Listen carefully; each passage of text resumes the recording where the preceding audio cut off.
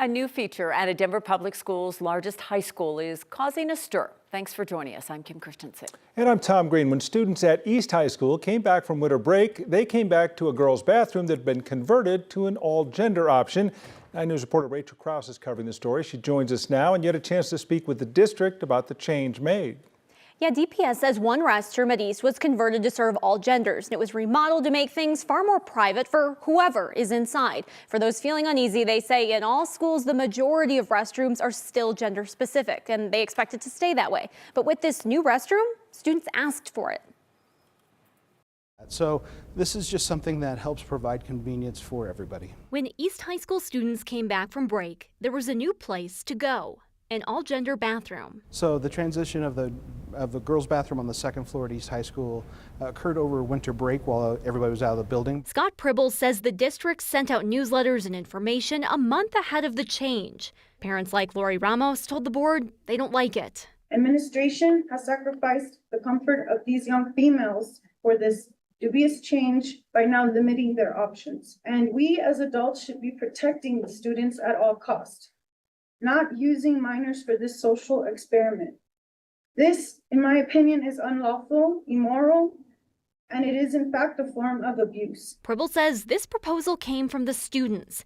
East campus is massive, and they asked for options. It was becoming a problem for kids that were trying to go to the bathroom during passing period, and they were running out of time and being late to the next class because the 1 or 2 single stall bathrooms that they had that to accommodate this just wasn't enough for the need that was out there. East isn't the only campus that's got this. CEC Early College has a multi-stall gender-neutral bathroom. Denver School of Performing Arts put in something similar this summer. And most DPS middle and high schools have single-stall gender-neutral options. At East, Pribble says bathroom ceilings are around 10 feet. Doors and walls stretch to allow just 11 inches at the bottom and 11 at the top. That's fire code. And no gaps to peek in. Still, there's some people who are uncomfortable, and that's understandable. Schools are still flush with gender-specific options throughout schools, but adding in all gender options, he says, just makes it easier for kids when they need to go. There's no agenda to it. It's really more about the convenience of having a restroom that everybody can use. DPS says they've got funding in place from the 2024 bond for schools interested in offering students more than just a single-stall bathroom moving forward. And schools can use leftover funding from their own budget to create something like this. Pribble says that's what East did, finding the money in their own budget to help after students requested this change. Rachel Krause, 9 News. Rachel, is there a specific reason this happened in a women's bathroom that was converted first? Frankly, just because it's simpler. It's a little bit easier because of the hardware inside a women's restroom to convert that into an all-gender instead of a men's restroom where you're taking out urinals. And now that it's happened at East High School, you wonder that and the fallback, what might happen at some of the other schools. It's specific to DPS and then surrounding areas. Yeah, and students, again, are asking for this. All right, Rachel, thanks. A beautiful day in the Mile High City. It's the warm before the storm. We got to 60 degrees today. I'm trying to just focus on this because it was really nice and a really cruel joke is still to come. Starting tomorrow night, we're going to see the temperatures take a nosedive. Much of the United States is going to get hit with the polar vortex, so we're just going to share in the fun. Frigid temperatures from the Arctic Circle will arrive overnight Saturday to some of those places. You can see how widespread that impact is. It stretches across the country. For millions, temperatures could be almost 30 degrees below normal by Monday. Yeah, big bold letters. It says frigid, Kathy. It sounds like fun, doesn't it? Yeah. Just thanks. in time for your weekend. Perfect. Woohoo! Yeah, we're going from near record high temperatures, sunshine and 60s in January to Arctic cold and snow timed for your weekend. And you know, when we have 61 degrees in Denver in January, you know something's coming because that's just weird. The record's 64, so we just missed that. There are not even any clouds out there to indicate this Arctic front is on the way. Temperatures still very mild, still 60 in Denver, 50s for Greeley, Fort Collins, 40s up at your favorite ski resort. But the Arctic front is going to come and bring several waves of bitter cold air.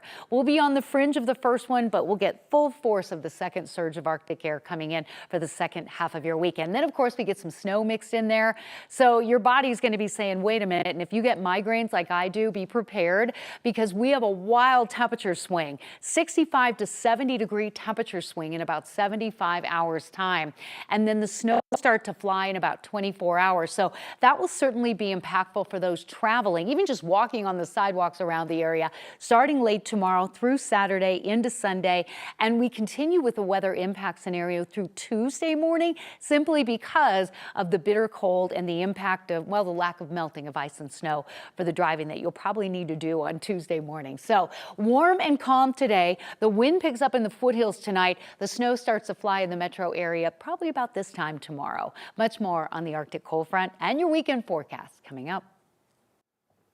A teenager in Loveland was sentenced today for a shooting and carjacking 2 years ago. Oscar Perez was sentenced to 40.5 years for second-degree murder. Police say Perez and 2 other teens killed an 18-year-old and stole his car. Then they crashed into a parked car and shot and injured the teen driver sitting there. Perez was just 15 at the time of the crime. 2 other teens were also charged. One was sentenced to 40 years as well. The third suspect, that case was resolved in juvenile court. Colorado State Troopers are reminding drivers to slow down on our state's highways when they see a car stopped on the side of the road. And today, troopers expressed their concerns as far as what they're seeing on the roads. This after a trooper and a tow truck driver were hit while responding to a crash in Eagle County earlier this month. CSP says there have been 11 of these crashes involving troopers or their patrol cars last year, all with one common theme: speed. Well, in a press conference today, troopers asked drivers to obey the Colorado Move Over law, which requires drivers to move over should they see a car on the side of the highway. Now, if you can't move over, they are required to slow down to at least 20 miles an hour below the speed limit. Earlier this month, Trooper Cecil Gaddy parked his patrol car in the roadway, closing it while helping with an accident between a tow truck and another car. But that is when another car struck the trooper's patrol car, pinning the tow truck driver between it and the truck. And Gaddy was pushed underneath the tow truck. Of course, he says that's a night he won't soon forget. This night is one I'm going to remember for the rest of my life. Everything happened so fast. And honestly, the outcomes could have been very different, and I may not be here talking to you today. The tow truck driver, Alex Salgado, still is in the hospital recovering from a broken pelvis. El Paso County now using a new piece of technology as they get rid of seized drugs. It is an incinerator. It was recently put to the test where it blasted a whopping 165 pounds of seized pot. The sheriff's office says the incinerator is a secure disposal method to increase public safety and save money on disposal.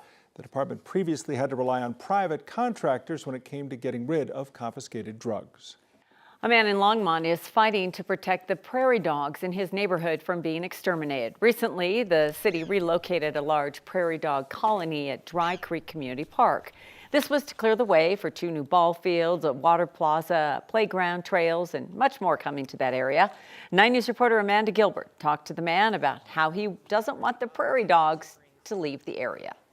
This man is one of the volunteers that helped relocate at least 600 prairie dogs in that Dry Creek area. Now he says he doesn't want to see the prairie dogs close to his home go away as well. Living in Longmont, it's a lot different from New York. Could just get around on my scooter, my bike. That's a big reason Jamie Frana moved here 6 years ago. Getting to see these guys every day, it's a big draw for him. I love hearing their little chirps. This prairie dog colony is about a 3-minute walk from Jamie's apartment. Right in our backyard, and I'd love to see it stay that way. But recently he learned the neighborhood HOA wants to get rid of them. Seeing these prairie dogs really brings so much joy. If they go away, so will the rabbits, so will the birds. So his fight began. He started a petition asking his neighbors for support as he tries to convince the HOA to let him help safely relocate the prairie dogs or keep them here. How do you feel about the prairie dogs? I love them. You love them? Cute. They're so cute, right? HOA Board Vice President Gina Burrows says other members have voiced concern with the animals. They're worried that they're going to cross over the street and come into people's yards. They've eaten all the native grass in that area basically, so it's very short now. But she wants to continue to hear what Jamie has to say. Obviously he has a lot of information and knowledge about the subject. Would you mind signing our petition here to help save them? In Longmont, Amanda Gilbert, 9 News. And the HOA will have a meeting Monday night at 6 about this. They hope to make a decision about the prairie dog colony then. Lindsey Vaughn says she's good. She only has a few bruises. This after she took a fall during a World Cup training run today in Italy. Said she caught a lot of air off the second to last jump at the course at Cortina and says her ski landed funny. She got checked out, didn't break any bones. Her titanium right knee held up just fine. She did, though, break a boot, so she'll have to figure out her equipment before the races that she's going to be a part of this weekend. She holds the record for most wins at Cortina. She's won there 12 times.